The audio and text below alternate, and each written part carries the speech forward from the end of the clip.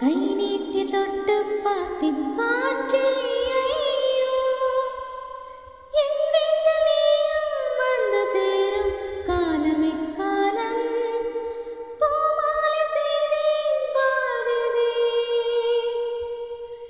எண்ணத்தை தேடும் போர்வையாகும் சேலையாகாதோ, மாறாதோ அந்நாளும் இன்றே.